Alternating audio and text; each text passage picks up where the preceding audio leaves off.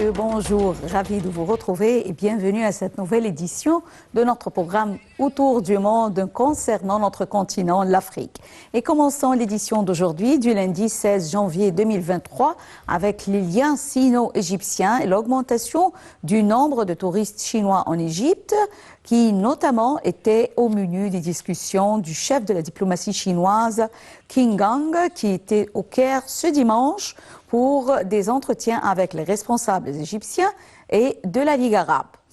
Il s'agissait de la dernière étape d'un voyage en Afrique qui visait à consolider les relations entre Pékin et le continent africain. Dalia Karam nous donne plus de détails. Après le Bénin, le chef de la diplomatie chinoise, Qin Gang, était au Caire ce dimanche pour des entretiens avec des responsables égyptiens et de la Ligue arabe. Il s'agissait de la dernière étape d'un voyage en Afrique qui visait à consolider les relations entre Pékin et le continent. Les liens sino-égyptiens et l'augmentation du nombre de touristes chinois en Égypte notamment étaient au menu des discussions. Qin Gang et son homologue égyptien Sameh Shoukry ont également abordé des questions régionales, notamment le conflit israélo-palestinien. Par ailleurs, lors de sa rencontre avec le président Abdel Fattah al-Sisi, le ministre chinois des Affaires étrangères a assuré que Pékin continuerait à développer ses investissements dans les projets d'infrastructures égyptiens, notamment ceux liés à l'initiative chinoise Ceinture et Route. La Chine a déjà investi des milliards de dollars dans des projets menés par l'État égyptien et plus largement est devenu le premier bailleur de fonds de l'Afrique. Le nouveau ministre chinois des Affaires étrangères Qin Gang a effectué du 9 au 16 janvier une tournée africaine. Dans le cadre de cette tournée, Qin s'est rendu en Éthiopie, au Gabon, en Angola, au Bénin et en Égypte. Il s'agit du premier déplacement à l'étranger du nouveau chef de la diplomatie chinoise depuis sa désignation dans le poste en remplacement de Wang Yi.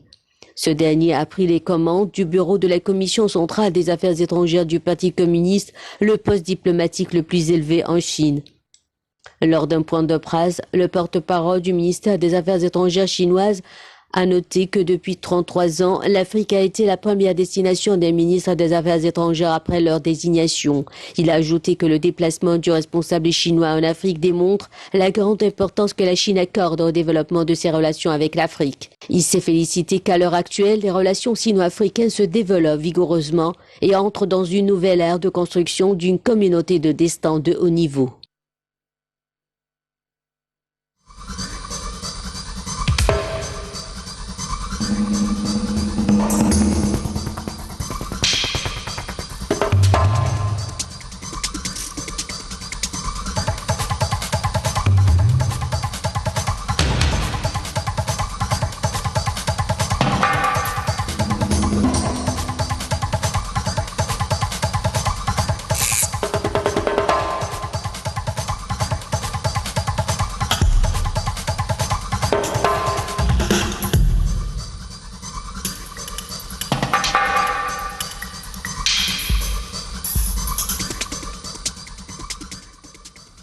Retournons avec Dr Raouf Ghafar au bout du fil. Dr Raouf Ghafar, expert en économie, qui va nous jeter la lumière sur ce sujet. Bonjour, Dr Raouf Ghafar.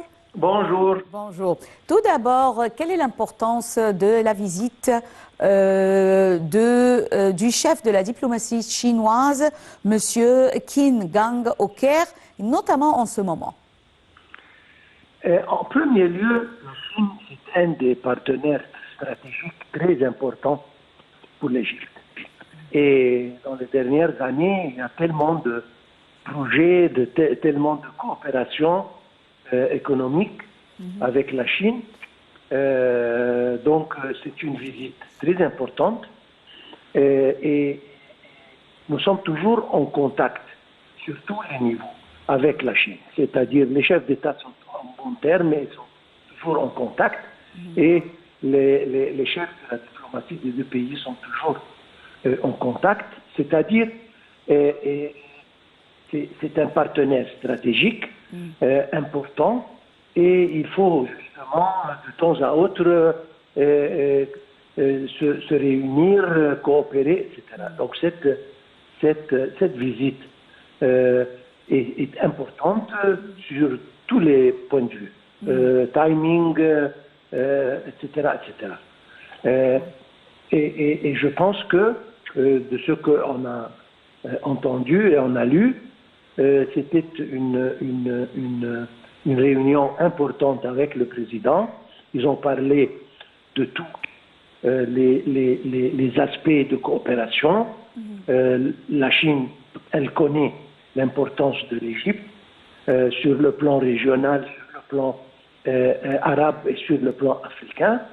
Et nous, comme l'Égypte, nous certainement connaissons le poids que la Chine a sur le plan économique et la coopération entre la Chine et l'Égypte, encore une fois, sur le plan égyptien, certainement, régional et africain.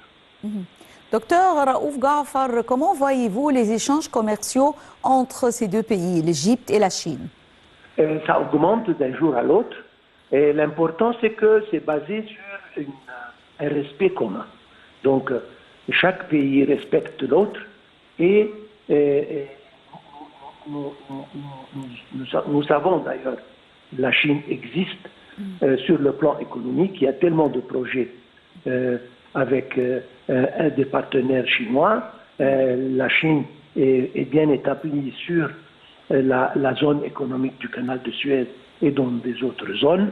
Nous importons beaucoup de choses de la Chine et la Chine encore importe certaines matières premières et produits égyptiens.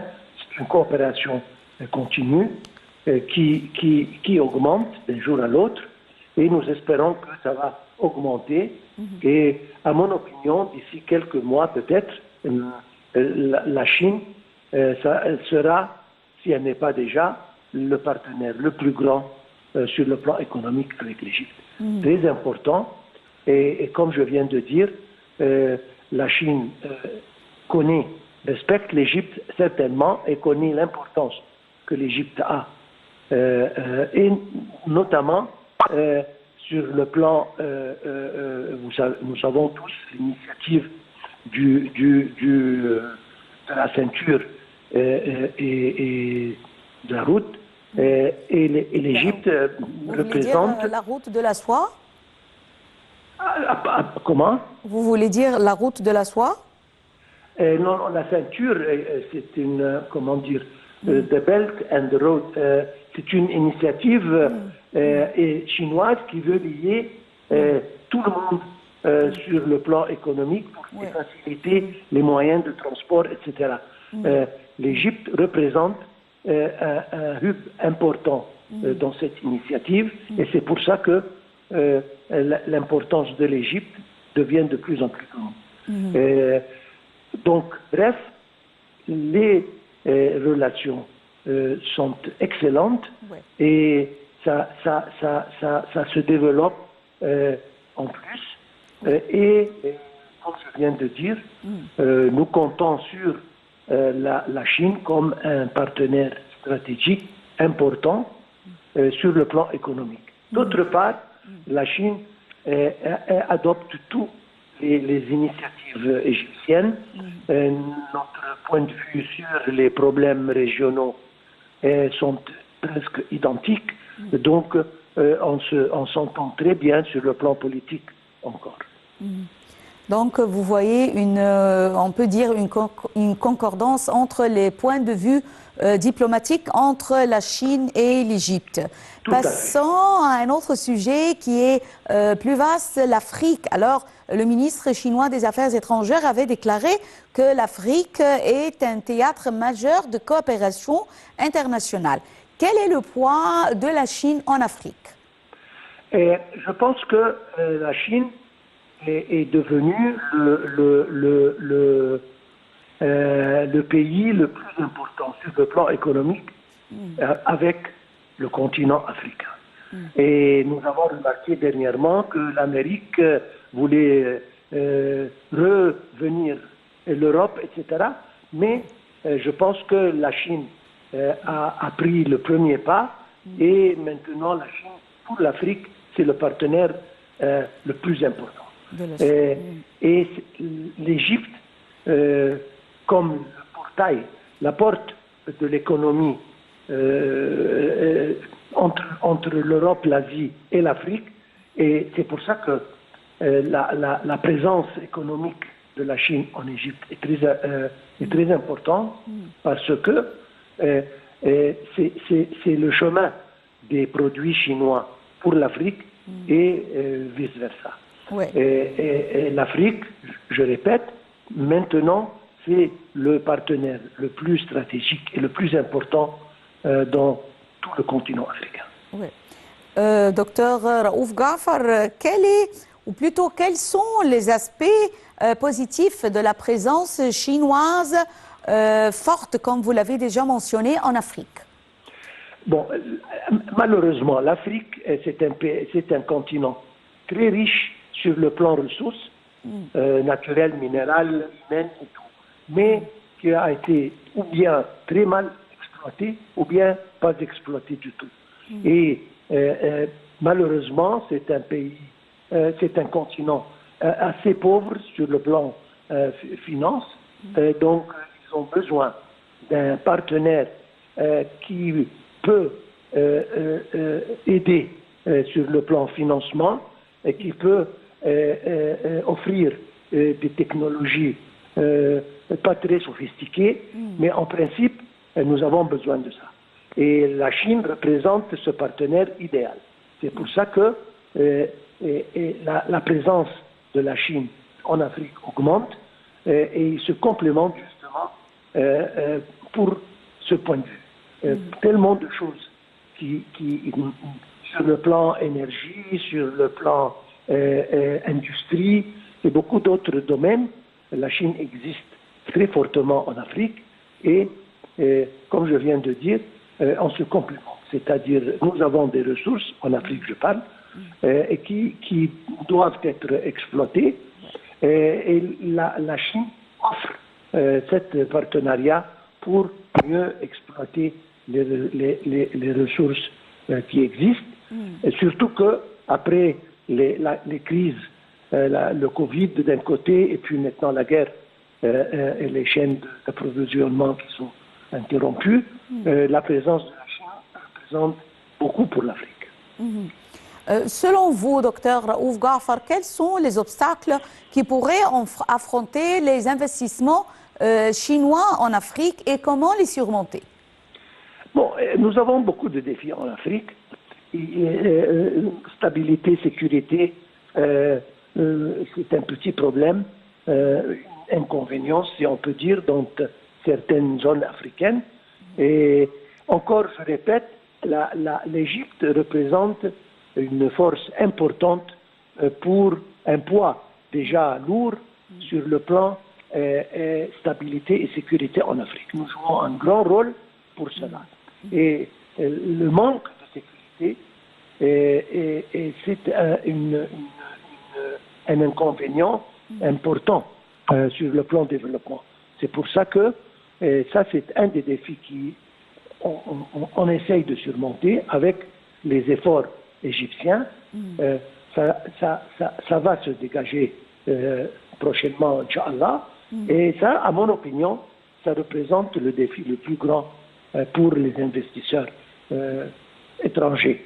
Et la Chine étant l'investisseur ou bien le partenaire le plus important, ce défi représente encore un petit obstacle, mais qui va être surmonté très prochainement, à mon opinion. Docteur Raouf Ghafar, quelle est la chose qui vous a attiré le plus lors de la visite du Premier ministre chinois, je m'excuse, le ministre chinois des Affaires étrangères, Qin Gang, en Afrique? La chose qui vous a attiré le plus lors de cette visite? Bon, je suis égyptien et j'ai senti que la Chine donne à l'Égypte le poids que l'Égypte déserve sur le plan, comme je répète, régional, arabe et africain. Ils savent l'importance de l'Égypte et c'est pour ça que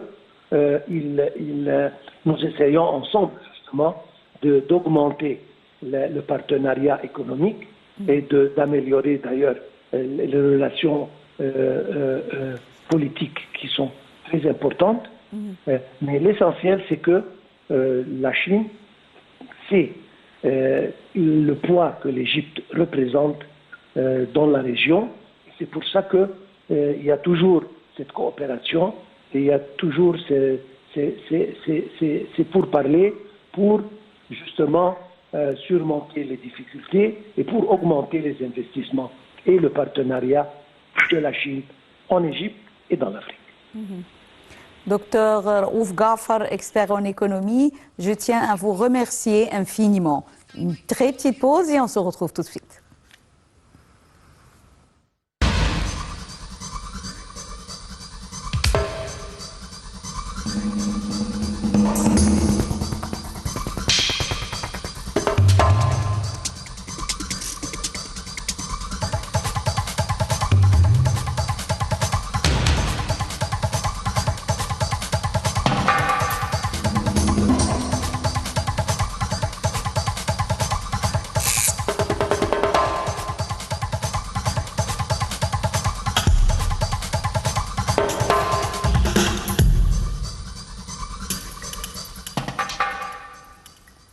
Brahim Ghali, secrétaire général du Polisario et également président de la République arabe sahraoui, RASD, autoproclamé en 1976, appelé vendredi à l'adhésion à l'unité et aux options nationales contre les villes complots et les stratagèmes malveillants au Maroc. Dalia Karam nous donne plus de détails sur ce sujet. Le 16e congrès des indépendantistes du Polisario au Sahara occidental se poursuit dans le camp de réfugiés de Dakhla en Algérie. Vendredi, Brahim Ghali, secrétaire général du Polisario et également président de la République arabe sahraoui RASD, autoproclamé en 1976, s'est adressé aux plus de 2000 délégués rassemblés pour l'occasion. Il a appelé à l'adhésion à l'unité et aux options nationales contre les villes complots et les stratagèmes malveillants du Maroc, selon lui, soulignant que la reprise de la lutte armée était l'expression de la position ferme de rejet de l'occupation. Ghali a dit que la poursuite de la lutte armée après la rupture du cessez-le-feu par l'occupant marocain le 13 novembre 2020 a remis la question du Sahara occidental sur la scène internationale. Le conflit du Sahara occidental oppose le Maroc au Front Polisario soutenu par l'Algérie depuis le désengagement en 1975 de l'Espagne, l'ancienne puissance coloniale. Les indépendantistes réclament un référendum d'autodétermination sous l'égide de l'ONU tandis que Rabat promeut une autonomie sous sa souveraineté. Selon Malénine Mekal, ambassadeur de la RASD au Botswana, le conflit dure depuis 50 ans, pourtant la solution est connue. Elle a toujours été, et ce depuis les années 1970, respecter le droit international et la légitimité. C'est pour cela que le peuple sahraoui a le Front Polisario depuis des années. Rien n'a changé excepté que la lutte armée a dû reprendre car les Nations Unies n'ont pas réussi à faire respecter le droit international et à imposer la légitimité internationale du Sahara occidental. Fin octobre, le Conseil de sécurité de l'ONU avait appelé à une reprise de négociations. Un nouvel émissaire des Nations Unies s'est aussi rendu plusieurs fois dans la région ces derniers mois, mais sans obtenir d'avancée. Et passons à Michael Gar qui transforme des déchets textiles en œuvres d'art. Eh bien, Michael Gar, artiste ghanéen, fait de la récupération de vieux tissus l'élément principal de ses créations qu'il assemble sur des tableaux pour raconter ses histoires. Il est couturier, il est prêt à innover et redonner une seconde vie à des déchets textiles. Dalia Karam nous donne plus de détails. Ces œuvres créées par Michael Gar a d'abord été un vêtement. Cet artiste fait de la récupération de vieux tissus l'élément principal de ses créations qu'il assemble sur des tableaux pour raconter ses histoires. Dans son atelier à Accra ou Ghana, Gar explique cette œuvre qu'il vient d'achever. Dans cette œuvre, j'ai 5 hommes, tous dans leur zone de confort. L'un d'entre eux tient une raquette, montrant ainsi sa passion. Ce tissu, je me le suis procuré dans le marché de Katmandou, puis celui-ci vient d'un ami qui fait de la couture et cette pièce vient de Woodin. Comme à son habitude, Michael Gar fait la tournée quotidienne pour récupérer ses déchets textiles. Chez son ami et couturier Vance Fashion Limited, il a déjà ses marques. Une manière, dit-il, de révolutionner l'art et d'interpeller sur la préservation de l'environnement. Il dit que le sens de la mode se développe plus rapidement de nos jours. On a tendance à laisser tomber les anciennes modes, alors il va les chercher pour créer ses œuvres d'art. Il a ajouté qu'il ne veut pas qu'ils finissent dans les mers, dans les caniveaux, pour bloquer les canalisations. Michael Ga, un couturier qui est prêt à innover et redonner une seconde vie à ses déchets textiles. À son ami vient chercher les déchets textiles et les utilise pour faire de l'art, pour faire des œuvres, ce qui est en fait bon et contribue beaucoup à l'environnement, ce qui est très important. Selon les écologistes, le Ghana est confronté à un grave problème de déchets textiles, dont la majorité provient des vêtements d'occasion qui débarquent dans le pays. Bien qu'ils soient moins coûteux, ils sont un danger pour l'environnement. Les œuvres de Ga sont régulièrement exposées et vendues sur les marchés locaux et via les réseaux sociaux à l'étranger. Outre son combat pour l'environnement, il promeut le savoir-faire du Ghana en mettant en exergue les tissus fabriqués dans son pays.